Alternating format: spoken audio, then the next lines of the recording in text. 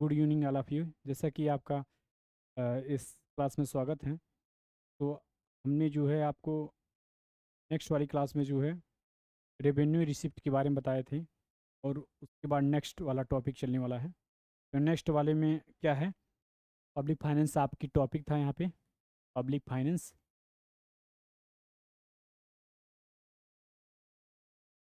Public finance understand point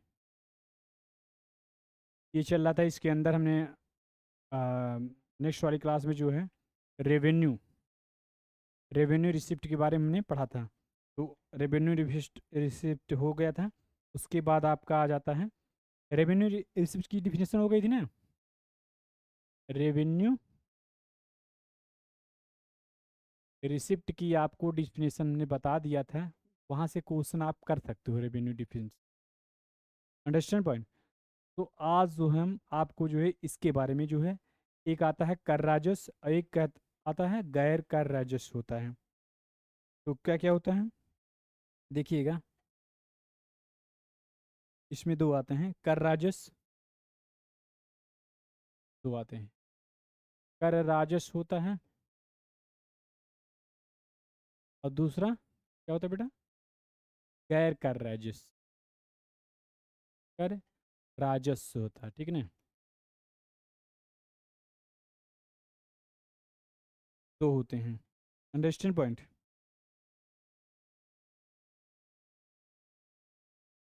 तो कर राजस्व दोनों की डिफिनेशन देख लीजिएगा। कर राजस्व क्या कहते हैं? कर राजस्व जो है प्रत्यक्ष अप्रत्यक्ष कर से प्राप्त समझता है, कर राजस्व होता है। देखिए डिफिनेशन। कर राजस्व पहले देखिए, कर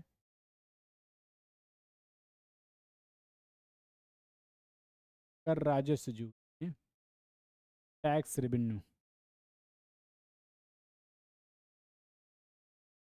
टैक्स रेवेन्यू में जो है फर्स्ट वाला प्रत्यक्ष अप्रत्यक्ष करों से प्राप्त आय को कर राजस्व बोलते हैं। क्या होती है? प्रत्यक्ष और अप्रत्यक्ष करों से प्राप्त आय। देखिएगा, प्रत्यक्ष और अप्रत्यक्ष, अप्रत्यक्ष कर से प्राप्त समस्त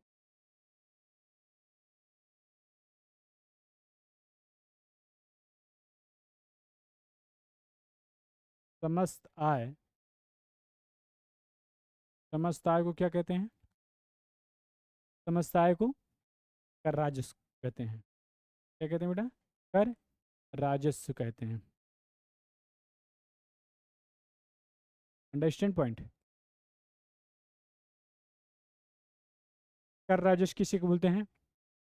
कर राजस्व जो है क्या होता है? प्रत्यक्ष और अप्रत्यक्ष कर से प्राप्त समस्त आय को क्या बोलते हैं? राजस्व कर बोलते हैं। Question point. तो नेक्स्ट है गैर कर राजस्व। क्या है? सेकंड वाला देखिएगा, गैर कर राजस्व। गैर कर राजस्व को इंग्लिश में कहते हैं non tax revenue.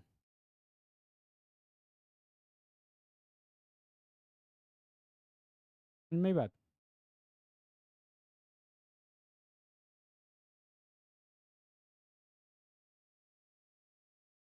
Non tax revenue के बोलते हैं।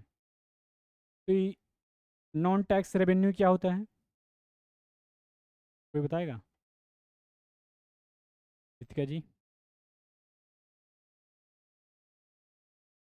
You don't know? कोई बात नहीं। तो anybody tell me about the non tax revenue? Anybody? Yes yes, non tax revenue. No, non tax revenue is represented by the fees, fine and interest rate.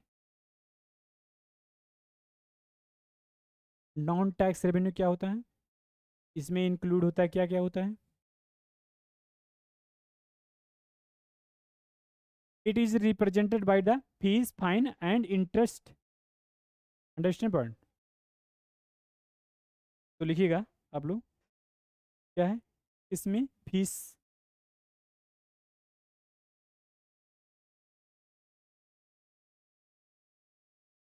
Fee, fine,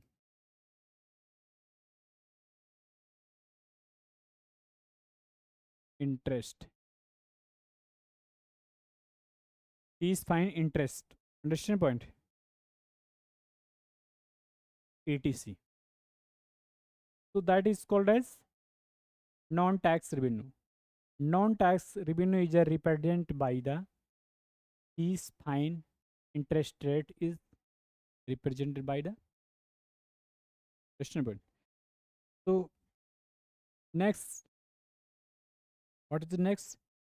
Next topic is पूंजीगत प्राप्ति। पूंजीगत प्राप्तियाँ, इसके बारे में आपको discuss करनी है अभी। पूंजीगत प्राप्तियों के बारे में हम क्या है डिस्कस करेंगे। खैर कर राजेश, आपको समझ में आ गई होगी, कोई प्रॉब्लम तो नहीं है बेटा? बोलिए। कोई बात नहीं, ठीक है। अब any problem?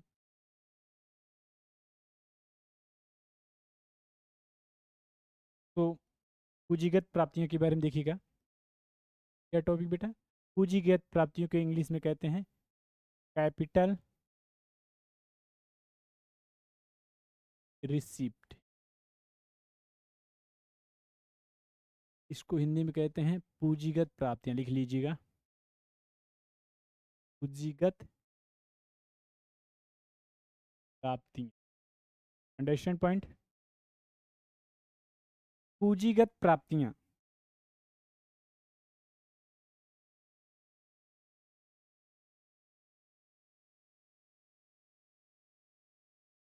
As as a government income if any making the point. आप इसका डिफिनेशन एक बार लीजिए। ऐसे सरकारी आय, देखिएगा, ऐसे सरकारी आय, ऐसी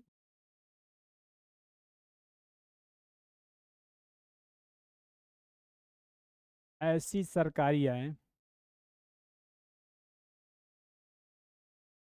सरकारी आय, ऐसी सरकारी आय जिसे प्राप्त करने के लिए, जिसे प्राप्त करने के लिए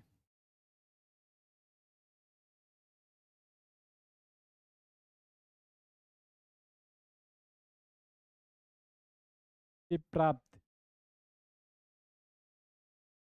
करने के लिए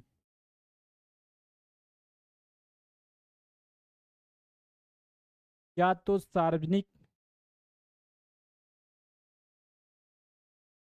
या तो सार्वजनिक दे, सही बेटा।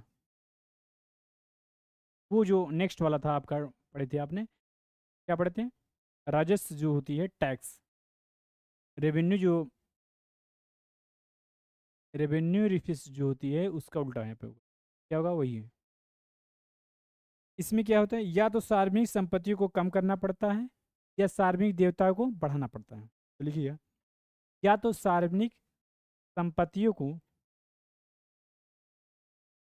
या तो सार्वजनिक संपत्तियों को क्या करना पड़ेगा, या तो सार्वजनिक संपत्तियों को कम करना पड़ता है, कम करना पड़ता है, ठीक है ना, पड़ता है। या तो क्या करना पड़ेगा, या तो सार्वजनिक देवताओं को, सार्वजनिक देवताओं को बढ़ाना पड़ता है, सार्वजनिक देवताओं को, मिस्टेकिंग ज़्यादा हो रही है,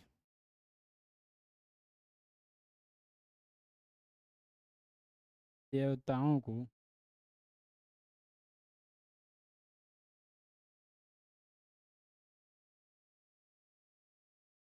पढ़ाना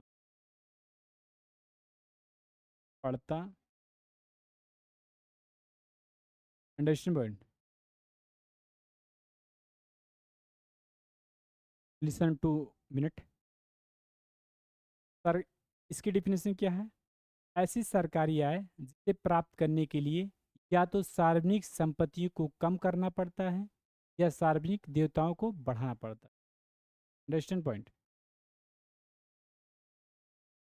नेक्स्ट स्टार्ट करें।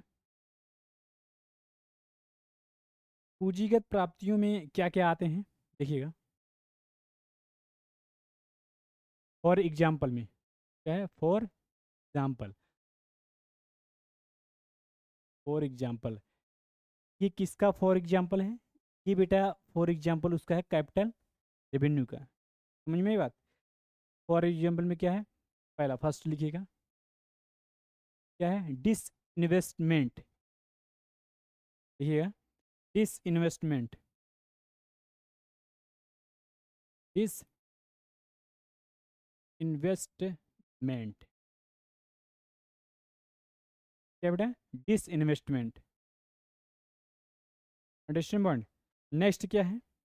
नेक्स्ट आपका है recovery of loan.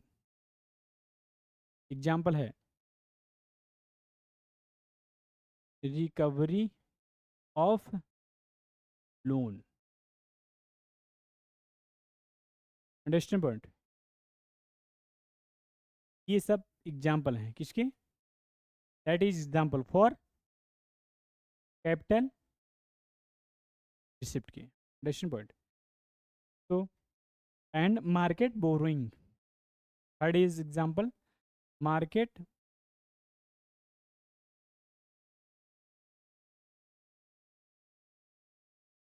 Borrowing. Understand point. If anybody who has not understand my point, so you ask me any question. Understand point? You can write in the share. Look and write here.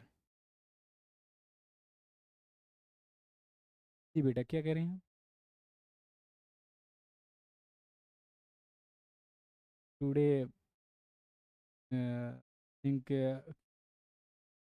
after few time have a fever. Sometime I believe class. Understand point? क्या करें बेटा?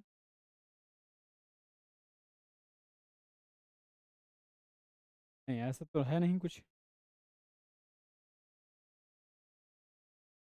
ऐसा तो है नहीं कुछ। अच्छा, funding मन नहीं कर रहा।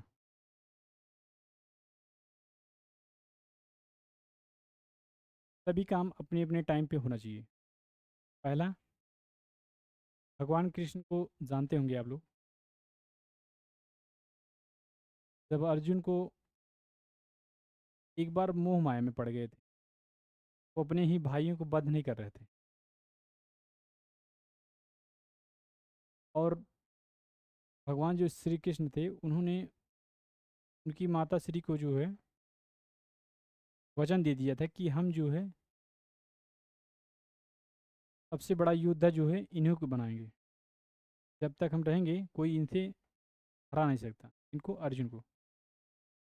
नहीं तो हरा, अर्जुन को तो चाहे जो हरा सकता था, कर्ण के सामने तो कभी भी अर्जुन खड़े नहीं हो सकते उसके तीर के सामने। एक बार क्या हुआ कि जब भगवान श्री कृष्ण उनका अर्जुन का रथ चला रहे थे, तो कर्ण जब मारता था उनके रथ पर, उनका रथ जो भगवान श्री कृष्ण का जो रथ रहता था 3 कदम पीछे जाता था। कर्ण जब बाढ़ चलाता था तो भगवान श्री कृष्ण का जो अर्जुन के साथ रथ में युद्ध कर रहे थे तो उनका 3 कदम पीछे हो जाता था, और जब अर्जुन चलाते थे तो कर्ण का 10 कदम पीछे होता था। तो जब कर्ण जो है तीर चलाया जिसमें भगवान स्वयं भगवान श्री कृष्ण उस रथ पे बैठे हुए हैं और हनुमान जी ऊपर है उनकी। उसके बावजूद भी समझ रहे हैं, त्रिलोकनाथ जिसे बोलते हैं वो खुद बैठे हैं। उस रथ को अगर 3 कदम पीछे कोई कर दे रहा, उससे बड़ा बलवान कौन? जब पीछे कर देता था, समझ रहे हैं, तो जो है कृष्ण जो है थपोली बजाते हैं कि वाह क्या बात है कृष्ण, कर्ण आपसे कदम मतलब वाह वाह करते थे। तो अर्जुन को जो है घमंड हो गया, तब ईर्ष्या करने लगे कि हम जो बाण मार रहे हैं वो उनका कर्ण का 10 कदम जा रहा है, हमका हमारा जो है शाबाशी ये श्री कृष्ण नहीं कर रहे हैं, बल्कि हमारे शत्रु का कर रहे हैं कि जो कि 3 ही कदम जा रहा है। तो बताएं, तो ऐसे बोले उन्हें, कृष्ण ने बताया कि तुम्हारे जो रथ है, अर्जुन से बताया कि तुम्हारे रथ पे मैं खुद हूँ। फिर लोकनाथ बोलते हनुमान जी खुद हैं। इतने लोग होते ही अगर ये कर्ण से बाण से 3 कदम जा रहा है, इसमें यही तो वीर हुआ। वो तो एक साधारण व्यक्ति है, जान लो कर्ण, उसको आप 10 कदम, तो इससे क्या पता चला? कर्ण यदि चाहता, यदि भगवान श्री कृष्ण उनके रथ पे नहीं होते, एक ही बाण में जो है तहस नहस हो जाता।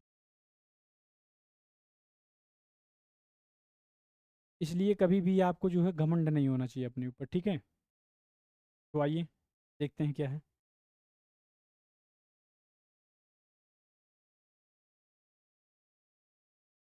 राजस्व खर्च के बारे में पढ़ेंगे। क्या है? राजस्व खर्च के बारे में कल ही क्लास ले सकते हैं, ठीक है ना?